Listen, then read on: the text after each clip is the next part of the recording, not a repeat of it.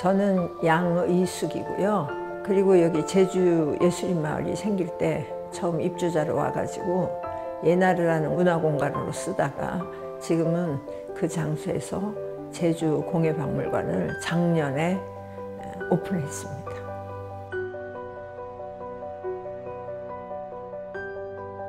저희 남편이 지어준 이름인데요.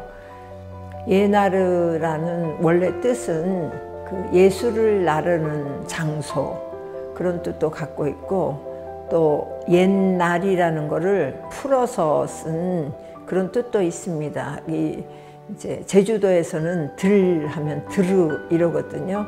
그것처럼 리을의 바람을 풀어서 그래서 예나르라고 했는데, 지금은 이제 박물관 공간이 됐죠. 공예박물관. 그러니까 이제 옛날의 공예품들, 그다음에 민속품 이런 종류를 장르별로 이렇게 나눠 가지고 이제 전시도 하고, 그다음에 우리 제주인들에게 좀 알리고 하는 그런 역할을 하는 곳으로 사용되고 있습니다. 네.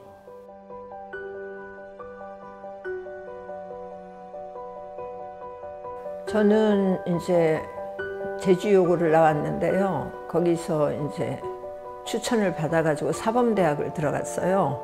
이제 장학금을 다 받고 들어가서 거기서 이제 선생님이 되기 위한 공부를 하고, 근데 이제 고등학교 때부터 그 미술에 대한 그런 항상 동경심을 갖고 그 미술반 애들하고도 친하게 지내고 그랬던 터였는데요.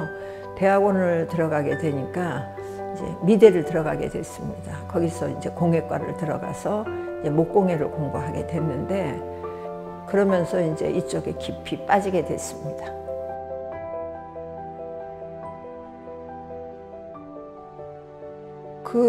저는 이제 학교를 졸업하게 되면서 논문을 쓰게 되니까 고민을 많이 했어요. 제가 이제 거기서 공예 디자인 공부를 했으니까 그런 디자인에 관한 그런 거를 좀 써봐야지 했는데, 고향이 제주도고 아직은 뭐 제주도의 그런 것들이 이렇게 뭐 정착이 안 됐다 그럴까, 정리가 안 된 상태이기 때문에 그런 거를 좀 정리를 하면서 논문을 거기다 포커스를 맞춰서 써야지 해서 그때 그게 계기가 됐고, 그러니까 저는 논문 쓸 때 다 현장을 돌아다니면서 갖고 있는 소장자들한테 인터뷰도 하고 그걸 탁본도 하고 사진에 옮기고 그래가지고 논문을 썼는데, 저는 대학을 미대를 나오지도 않고 그랬는데도 그 논문을 발표할 때 잘했다고 교수님들이 많이 칭찬해 주셨어요.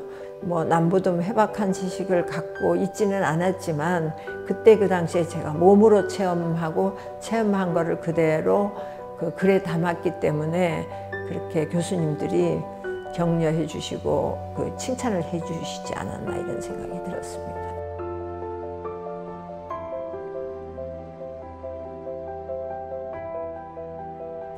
일단 고미술은 보통 사람들이 다 어렵게 생각하는 게, 그거를 접하고 싶어도 잘 몰라서 하는 경우 많고, 모르니까 재미도 없고 흥미도 없죠.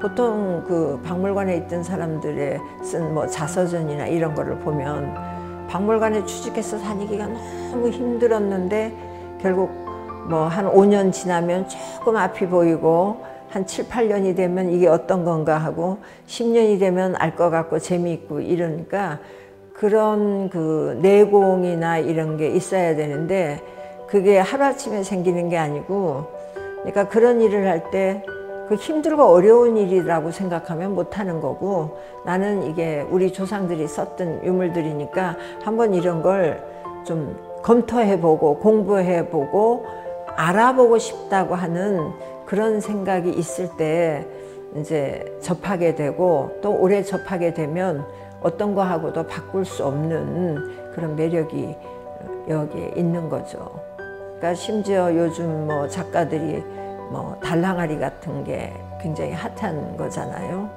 달랑아리가 핫한데도 불구하고 옛날에 18세기에 만들어진 달랑아리를 어느 작가가 그거에 못지않게 만드는 작가가 어디 있어요? 그거는 저는 그렇게 생각해요.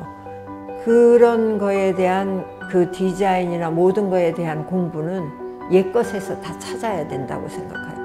옛것을 제대로 잘 공부하고 그걸 다듬어서 그걸 자기화시키면 자기가 탄탄해지는 거고, 그냥 어디 남이 한 거나 보면서 적당히면 속이 빈 그런 거에 불과하기 때문에 지금 우리 거에 대한 공부는 해도 모자라고, 또 젊은이들이 아무리 모든 게 세계화가 돼도 한국 사람이라는 건 저버릴 수 없는 운명이잖아요.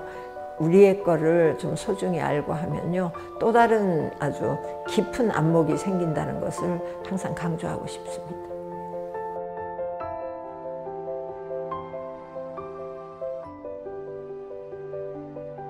감정이 책정 기준은 우선은 조형적으로 가장 아름다워야 되고, 옛날 거면 그대로 옛날에 그 자기 나이를 속임수 없이 이게 뿜어내야 되고, 그 다음에 뭐 도자기 같은 경우는 뭐 색깔도 아름다워야 되고, 그 다음에 문양도 그거에 맞춰서 중요하고, 이런 게 다 복합돼 가지고 이제 감정하고, 다른 것도 다 거의 그렇습니다. 그러니까 보통 사람들은 감정의 가치 기준을 가장 오래된 거라고 하니까 조선시대의 백자보듬, 뭐 고려시대의 청자가 더 비싸지 않나. 근데 고려시대 청자도 청자 나름이고 조선시대 백자도 백자 나름이라는 게, 왜냐하면 조형이 일단 아름다워야 돼요.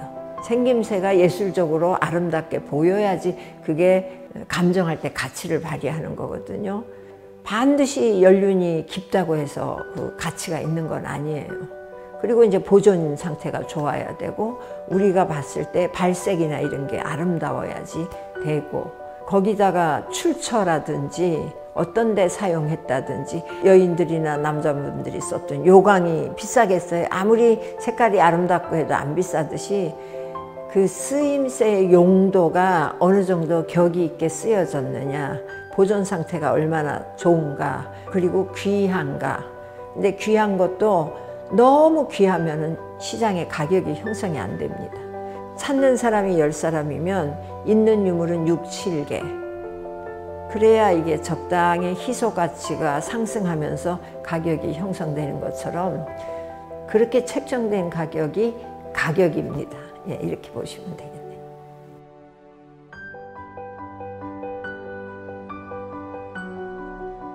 저는 뭐 제주 사람이고, 또 제주 반다지를 어릴 때부터 봐왔고 지금까지 쭉 봤기 때문에 가장 정말 사랑하고 아끼는 반다지 하면 제주 반다지를 할 수 있고, 또 저기 저 앞에 아까 했던 그 자그마한 그 알반다지는 제가 이제 결혼하고 서울에서 이제 생활할 때 첫 아이를 태어나게 돼서 만삭이 돼서 저희 친정어머니가 제주도에서 산바라지를 하려고 서울에 올라오시면서 반다지를 갖고 왔어요. 아주 자그마한 거니까 저한테 그걸 안겨주셨어요. 근데 그때는 관절도 안 좋고 나이도 많이 드셔서 제가 막내였기 때문에 그 어머니한테 투정을 많이 부렸거든요. 왜 이런 거를 무겁고 이런 걸 힘든 걸 갖고 왔냐고.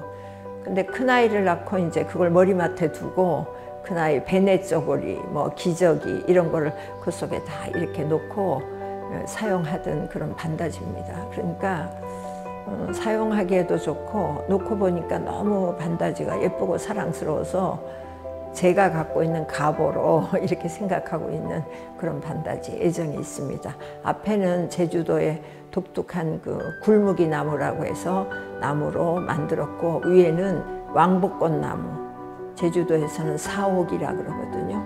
그 나무로 위판을 만들었고, 앞에 장식은 제주도의 전형적인 반다지 장식을 그 반다지 크기에 맞게 딱 축소시켜서 아주 적절한 비례나 구성이 잘 된 그런 반다지라고 봅니다.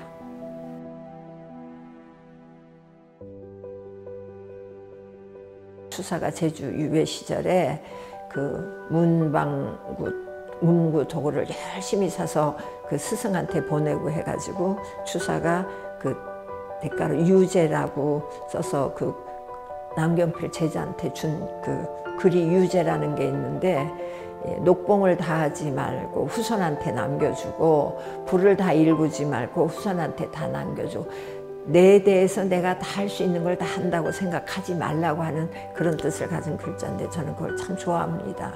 그러니까 지금 저는 나이가 많이 들고 그 인생의 아주 마지막 문턱에 와 있다고 봅니다.